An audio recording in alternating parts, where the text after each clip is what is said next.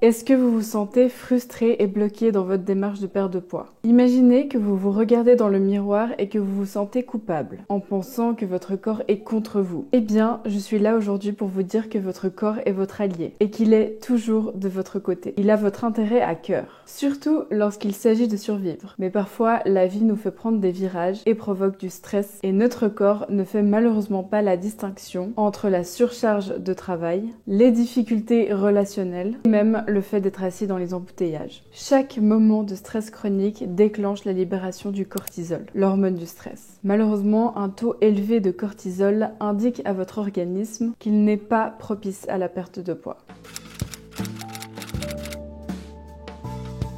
La gestion du stress est la clé qui vous permettra de libérer votre potentiel de perte de poids. Examinez votre vie de plus près et trouvez des occasions de ralentir. Il s'agit de moments dans la journée et dans la semaine dans lesquels vous pouvez trouver du réconfort et de la détente. Ces moments envoient des signaux puissants à votre corps, lui indiquant qu'il est possible désormais de se débarrasser des kilos superflus. Donnez à votre système nerveux la possibilité de faire baisser le taux de cortisol et d'améliorer la sensibilité à l'insuline. Croyez-moi, cette approche fait des merveilles pour équilibrer vos hormones sexuelles et stimuler vos efforts de perte de poids. N'oubliez pas que la perte de poids est un parcours qui exige de la patience, de la bienveillance et une écoute attentive. En luttant contre le stress, en rééquilibrant vos hormones et en faisant de la place pour la relaxation, vous ouvrirez alors la voie à la perte de poids.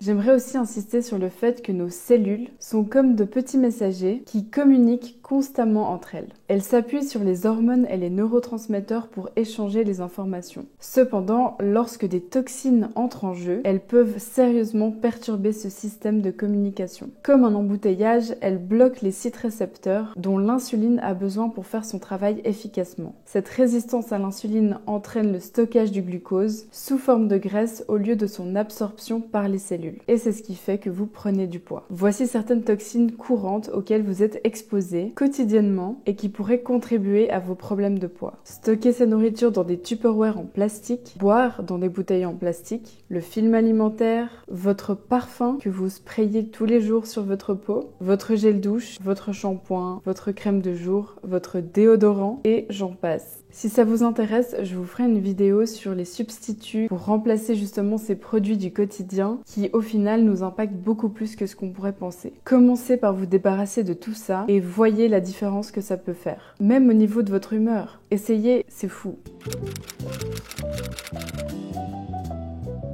Un autre aspect essentiel de la perte de poids qui est souvent négligé, d'autant plus chez les femmes, c'est la musculation. Plus les années passent, plus nos surrénales, ces petites centrales hormonales, font des heures supplémentaires pour gérer notre niveau de cortisol et nos hormones sexuelles. Cela signifie qu'elles ont besoin de plus de nutriments pour répondre à la demande, ce qui peut malheureusement engendrer un problème sournois, la fonte musculaire. Alors, comment construire du muscle ? Commençons d'abord par ce que vous mettez dans votre assiette. Les protéines, les amis. Les protéines. Plus vous mangez de protéines et plus vous pouvez construire du muscle. Pour le premier repas de la journée, rompez votre jeûne avec 30 g de protéines. Cela permet de déclencher un récepteur d'acides aminés dans vos muscles, ce qui les rend plus forts. Et tout au long de la journée, essayez d'absorber des portions supplémentaires de 30 g de protéines à chaque repas. Ce cycle de protéines est crucial pour la préservation et la croissance des muscles. Cela peut sembler beaucoup, mais croyez-moi, votre corps vous remerciera. Je tiens à vous rappeler une dernière chose par rapport à ça. Lorsque vous vous lancez dans la construction musculaire, ne prêtez pas trop attention aux chiffres sur la balance. N'oubliez pas que les muscles pèsent plus lourd que la graisse. Portez plutôt attention à la façon dont vous vous sentez dans votre corps et à ce que vous voyez dans le miroir.